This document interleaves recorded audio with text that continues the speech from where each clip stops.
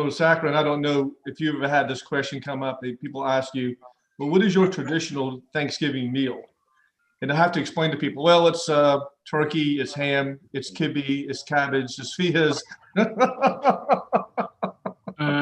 The short answer is there is no traditional meal. It's a hodgepodge of multicultures. It is, isn't it?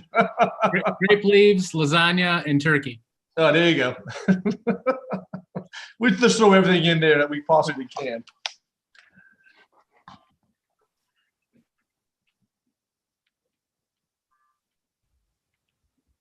Yeah, well, Peter, when we get back to National League of Cities meeting again in D.C., it's supposed to be a famous Lebanese restaurant that we were supposed to be going to. That you didn't hear that story? What happened to us? No. So I grabbed Councilmember Lewis and Councilmember who else was with me that Mitchell. day? Did Mitchell go with you? Mitchell. And so they had moved the location to some other place outside of the downtown DC. It was on the outskirts. So we fumbled our way to the subway station to find what line to take. We got down there and the line had been closed for maintenance. And so we couldn't figure out how to get there. So we were stuck at some deli eating I think we had some chili and a grilled cheese sandwich. It was a far cry from the Lebanese food that we were supposed to be having. And my nephew, who lived in the area, was supposed to meet me there, and he was there calling me, "Where are you?" I said, "I'm stuck at a deli." Eating a grilled cheese sandwich. Councilman Waring, I think you're talking about Lebanese taberna. That's the name of it? I'm pretty sure. No, that wasn't it. It was called Nayla's. Oh, yes. We better get started. All right. I think we have a quorum. Has Councilwoman Jackson joined us yet? I don't believe so. I don't see her on just yet. Okay. And it is now 4:34. Why don't we get started? The November 24th, 2020 Committee on Ways and Means is now called to order. Can I call on Council Member Saccharin to give us an invocation? Yes, you can. It's going to be short and sweet, but I'll start. As we discuss, tonight's agenda and move into City Council, I just hope all of us could remember that our number one job is representing our constituents and also paying attention to each other, talking respectfully and honestly with each other. And I hope that in God's name, we can continue to serve our constituents in the best way possible and also be collegial with each other through these tough and trying times. In God's name, amen. Amen. Item number 2, the Council Committee on Ways and Means minutes for October 13th and October 27th. Do I hear a motion? Just the 27th. Just 27? Yes, sir. Okay. October. Second. Moved and properly seconded that we approve the Committee on Ways and Means minutes of October 27th, 2020. All in favor say aye. Aye. Opposes, the ayes have it. Next item is item number 3. Councilmember Hewitt. Yes, sir, Mr. Chairman. I want to move to have the resolution adopted with an amendment. And I was trying to think of a way I could screen share this, but I'll read it. I've asked legal to prepare this on my behalf. And I want this amendment to reflect, I think, what we have been discussing throughout this budget process, dealing with some flexibility for us to make adjustments on this lost money. But let me read it. I think it encompasses our intent. It states as follows: throughout 2021, the city of Charleston will assess the city's budget to actual revenues and expenditures, expenses to determine the city's financial position, on or before September 1, 2021, the city will determine whether the designation of the local option sales tax allocated to the municipal revenue fund as set forth in the 2021 revenue ordinance shall be revised in accordance with the city's financial policies. This determination will be considered based on the following three factors. Number one, the city's financial position and tracking positively as a result of actual revenues received exceeding budgeted projections, including the receipt of funds from a federal government stimulus plan that can be used for general operations. Number two, expenses are tracking on budget, including projections to the end of the year. And three, projections into 2022 indicate a strengthening financial position. And if Susan is on the line, and we'll ask her if she has that, she can pull it up for all to see. But I would ask that that resolution be passed as amended.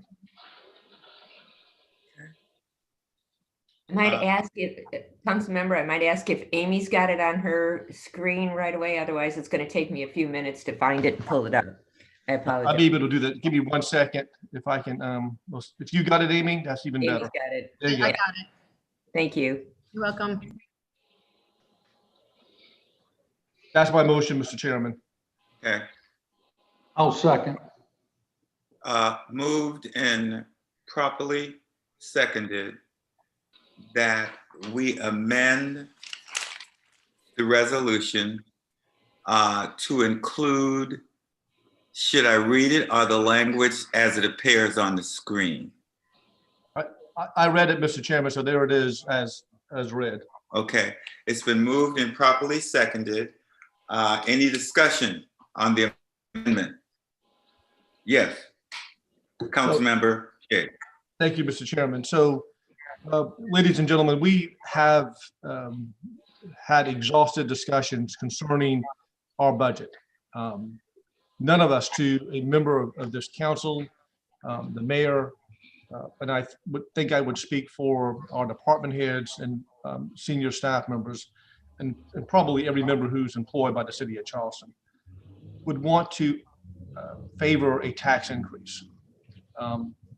This local option sales tax, and we saw the history that was presented by our wonderful chief financial officer, gave us a background of how that has positively impacted our ability to raise money by keeping our real estate taxes low. And I remember the historical context of the local option sales tax and how it helped many property owners. And Councilmember Waring's comments at the end of our meeting, our workshop meeting, if we can restore 100% of the lost option sales tax, that's going to have a huge impact on a lot of our property owners. Councilmember Seekins brought this up. We may not remember this comment, but as we're talking about the impact of millage increase and a lost local option sales tax, we had kept that in the mind frame of a budget or an increase on people who own and live in their houses. Any increase by millage or any increase because of this lost revenue, this lost local option sales tax, is going to have a tremendous impact on non-residential property owners. And I've talked to several people who have reminded me of that. I'm included. I own property in the city of Charleston, in the county of Charleston, that is not my residence. Of course, I own my residence. I live in my district. But this is going to have a huge impact on me, as I would suspect several other people who have commercial or rental type of property. And the local option sales tax, when you do the breakdown on this, is going to have a huge impact because that rebate carries us as property owners on getting our money back. If we can come up, if there is something that changes materially with our revenue or our expenditures, and we can refund all 100% of this local option sales tax, we need to do it. And this amendment, I think, takes that into consideration. I think that this amendment addresses our commitment that we're going to do everything in our power to make sure that we give this lost local option sales tax back to the citizens, back to the property owners. And that would be our obligation. I wanted to say this during our workshop, and I'll say it now. A city budget, and we're going to debate the budget some more between now and next week. But I just wanted to get this on the table in front of you now. The city budget is a reflection of who we are as a community. The city budget reflects our priorities as a government body. I'm not going to be in favor of furloughing or firing or letting people off from who are city employees. We're in the middle of a pandemic, a global health crisis. Those men and women who are employed by the city of Charleston have stepped up to the plate. They have stepped up to the plate in the middle of something that we were not able to put our hands on, to see, to touch, that put hundreds and thousands of folks in the hospital and killed people. But they came to work, they did their job, they responded. And we don't thank them by firing them. We thank them by saying, job well done, thank you for your service. Because the quality of the services that we provide to our citizens of this community is reflected by those folks who, all of them, are ambassadors of us. They were ambassadors to the city. They reflect who we are as a community. They provide the services, they pick up the trash, they recreate with our children, they coach them, they put out the fires, they respond to a crisis. They're the ones who plan our city to make sure that we have a wonderful city. They do so many different services for our community that we need them, and we don't need to be furloughing them. So I'd ask everybody tonight to pass this resolution unanimously to show a reflection of unity to our community and our unity to our citizens and unity to those who work and serve us all. Thank you, Mr. Chairman. Any more discussion? Mayor Tecklenburg? Thank you, Mr. Chairman, and thank you, Councilmember Shade. And I just would reiterate Councilmember Jackson's remarks from our workshop that what we're voting on tonight just keeps our options open and gives us a tool in the toolbox to be able to successfully balance our budget for before the end of the year. You saw the history of the local option sales tax, that it was put in place about 30 years ago, and it has helped the city over time reduce its millage rate, which has been a very wise thing and a very good thing for our citizens. But in fact, it is an approved source of revenue for municipalities. And in fact, most of the municipalities in our region utilize a portion of the local option sales tax credit, as is allowed by state law. And as you know, we're constrained by state law in the ways that we can raise revenue. And in this challenging year, where our revenues for parking, for business license, for hospitality fees have all been sharply curtailed, just to keep every possible tool in the toolbox, I do believe is a reasonable thing to do at this point. Now, I fully support Councilmember Shade's amendment, which says if we do decide to use a portion of the LOST credit, that next year, prior to September 1, any new revenue comes in the door, that this is going to be top of the list consideration within our, our revenue rules, that we can adjust that figure by next September. That's if you include it in the budget that will be presented to you next week. So I'm just saying, I concur, we ought to keep the tool in the toolbox. I'm happy to follow Councilmember Waring's suggestion at the end of our workshop meeting, which we've been saying all along. If there's some specific ideas that we can continue to cut some expenses by the time we pass our budget finally and use less or none of this LOST credit, man, that would suit me beautifully. That would be just fine. So let's continue to work on that together, but let's keep our options open going forward. Thank you very much. Any further discussion? Councilmember Waring? Thank you, Mr. Chairman. I agree with the mayor as well as Councilman Shahid.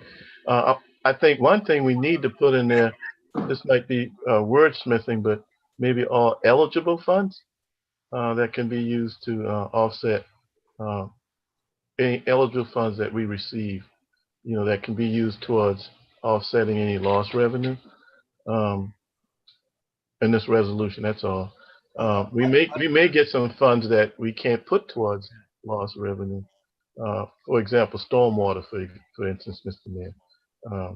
But anyway, I may be micromanaging on that. I'm gonna support the resolution, and I know we're gonna continue to work. So we've got some more work to do, and I look forward to working with each and every one of you because I think there may be out here that together we can work on a solution that can be a good deal for the taxpayers as well as obviously our employees. But I'm gonna support the resolution. Any other questions or discussion? Mr. Chairman, I think Councilmember Griffin had his hand up. Okay, because I can't see the whole grid. Councilmember Griffin? Yes, sir. Thank you, Mr. Chairman. This vote and this tax is not a unifying thing. Yes, it could potentially be a unifying vote, but what ultimately it's going to do is turn our taxpayers against our government. This is a tool, the mayor says we should keep it in our toolbox. I say this should not be a tool at all.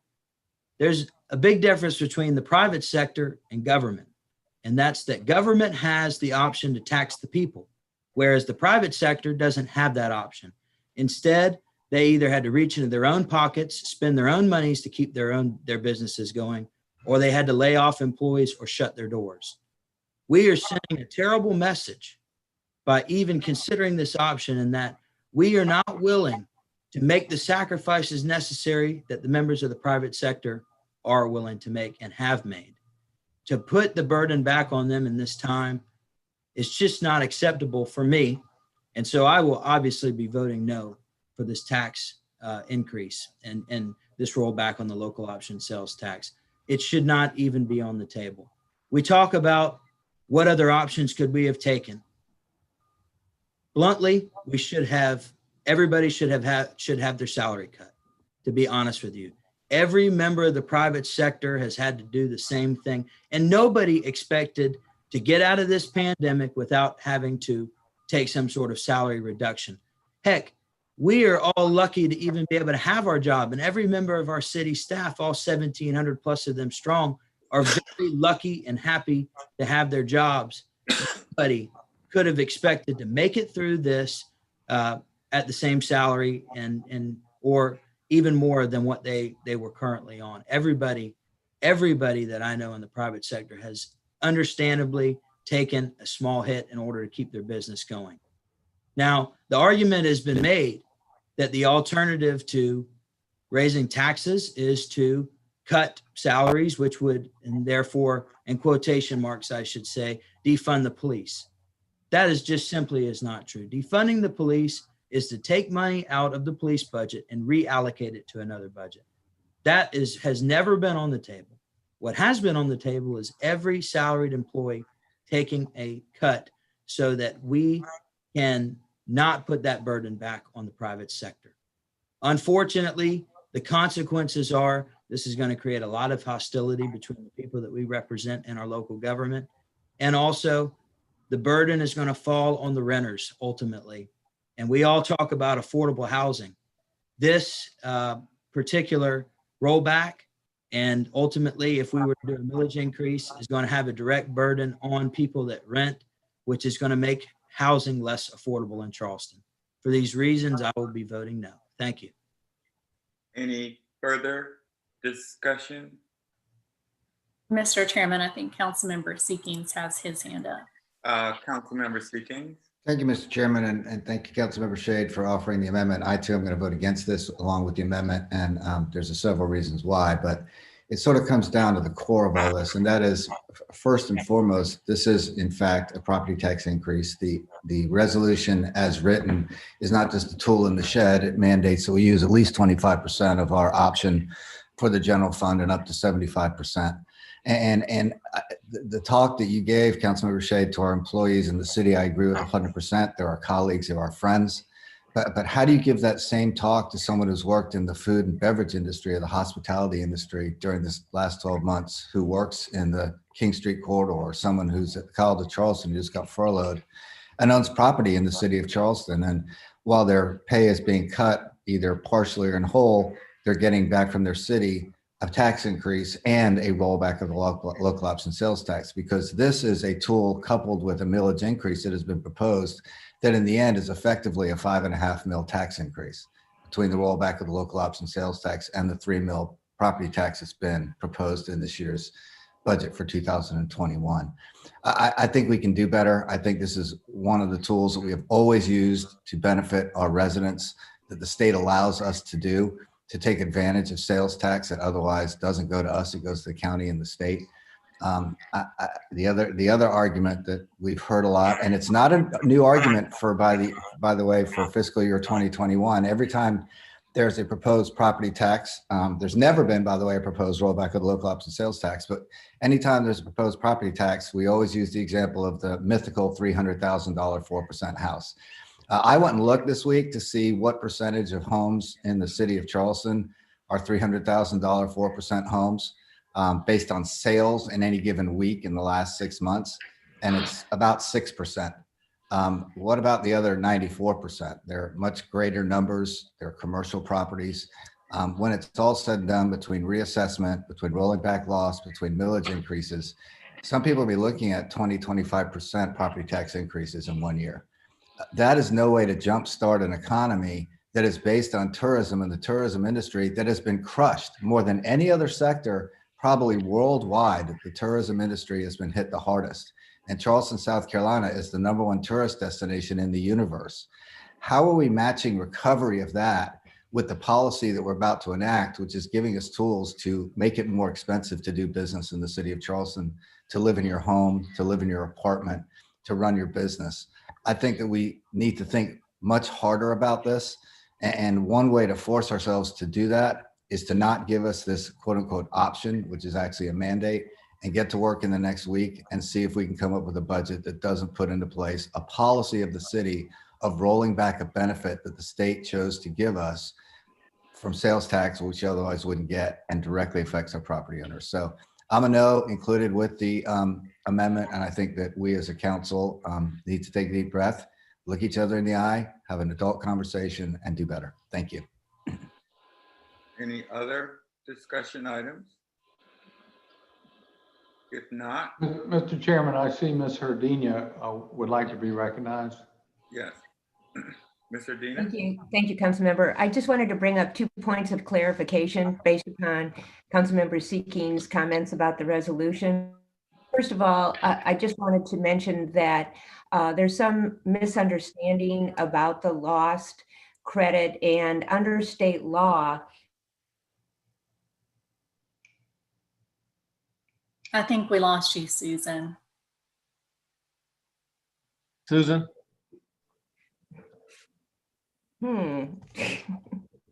Try cutting your video off and let's see if just your audio comes through. Can you hear me now? Yeah. Yes. Okay, I'm sorry. Let me restart. What I was going to say is 2 points of clarification about what Councilmember Seekings just said. One is that under state law, 71% of the lost revenue must go back to property tax rollback. So we're not talking about 100% of that today. 71% of that must go back under state law to property owners.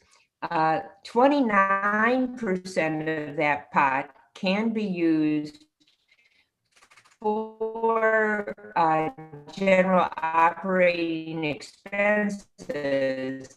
But what this resolution does is give flexibility to council. 25% of the local option sales tax credit revenue, which is out of that 29% pot, must go back to the property owners.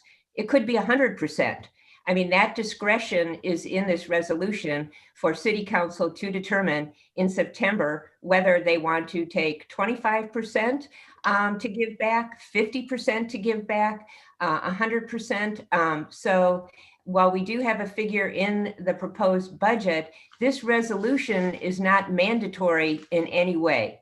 So I think that that point of clarification just needed to be made at this point. Thank you. Thank you. One else? If I not, see Councilmember Appel. Councilmember Appel. Thank you, Mr. Chairman. I'm confused then why the resolution is needed in the first place. If it's not doing anything right now, and we already have the authority under state law to make this call next year, what is this resolution doing? Is this resolution necessary as sort of a predicate for balancing the budget? I mean, is that what this is? I mean, if I could get a little bit more clarity on the actual operative effect of this resolution, I'd appreciate that. Yeah, I think I can answer that. So when the city decided back in, I think it was 1996, 1997, somebody can correct me on that, to roll back 100% of the municipal revenue fund, that was done by resolution. So under state law, we need, if we are going to make a change to that, we need to do it equally by resolution. So that's why we're taking this particular action by resolution. The reason why we're doing it now is so there's some certainty in the budget that's going to be presented next week. 1997. Okay. Any further discussion? Question? If not, Councilmember Mitchell, did you have a question? No, that's a call for the we question. said ready for the question. All in favor say aye. Aye. Aye. Opposes nay. Nay. Can you hold your hands up? So Can we get a roll call vote, please? do a roll call. Councilwoman Del Chapo, Nay. Councilmember Shealy, Nay. Councilmember Saccharin, Nay. Councilmember Mitchell, Yes. Councilmember Brady, Aye. Councilmember Gregory, Yes. Councilmember Waring, Aye. Councilmember Seekings, Nay. Councilmember Shade, Yes. Councilmember Griffin, Nay. Councilmember Appel, Councilmember Appel, Yes. Councilwoman Jackson, Yes. Mayor Tecklenburg, Aye. the motion passes. Resolution passes. Next on our agenda, could you pull the agenda up for me again? Budget and finance. Thanks, Madam Clerk. So we voted on number 3 as amended. We're on number 4. Move for approval. Second. Any discussion? All in favor say aye. Aye. Aye. The ayes have it. Item number 5, the fire department approval to Move purchase. for approval. Second. Second. Moved and properly seconded. Any discussion? All in favor say aye. Aye. Aye. The ayes have it. Item number 6, Move for approval. I'll second. moved and properly seconded. Any discussion? All in favor say aye.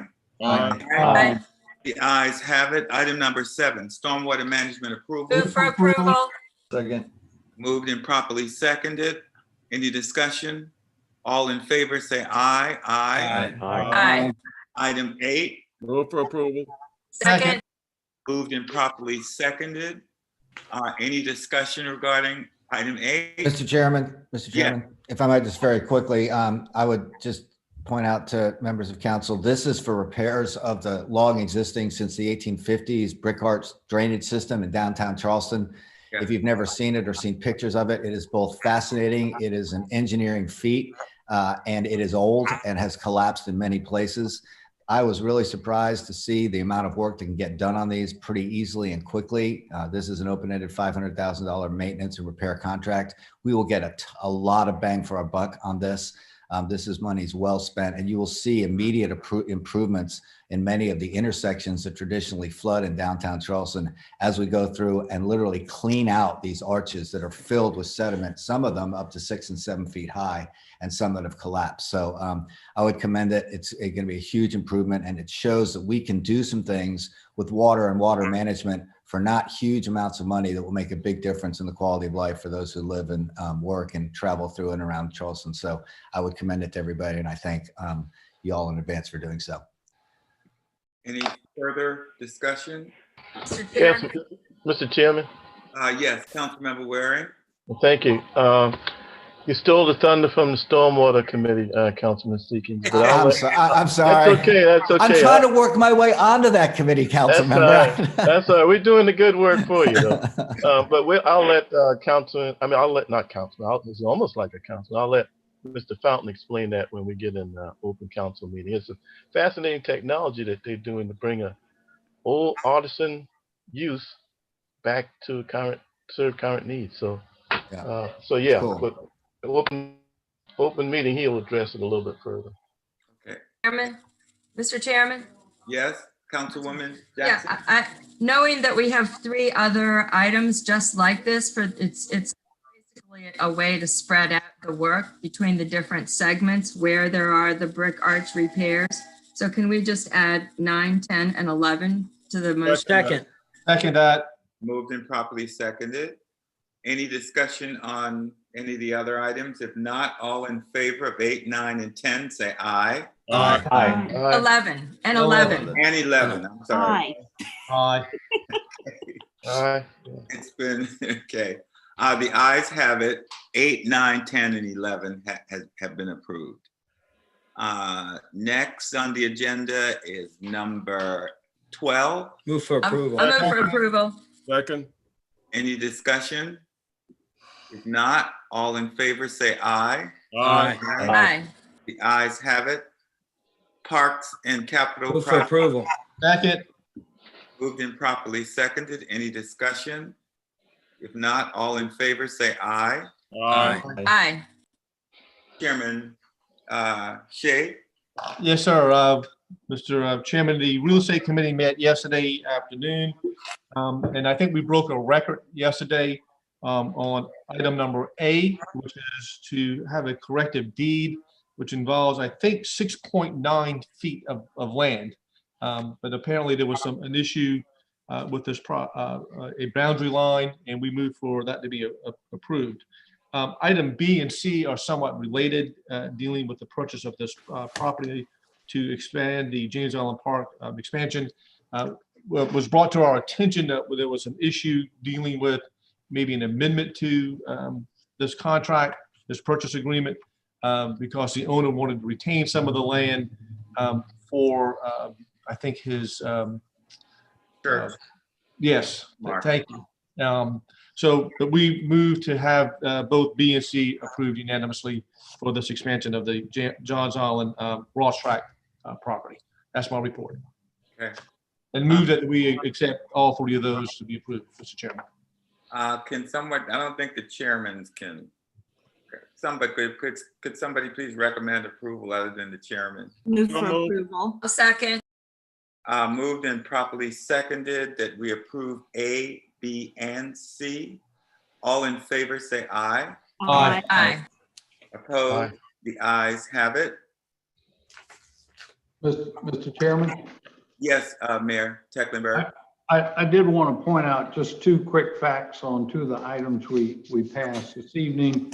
One is on number 5, our work with the DHEC staff to procure some, it's like a tent that we'll be able to use and set up for vaccination distribution for COVID-19 when the vaccine rolls down our way. We're anticipating that. We're already working with MUSC and DHEC to be as helpful as we can to distribute the vaccine. And I just thought that was to be commended by our staff.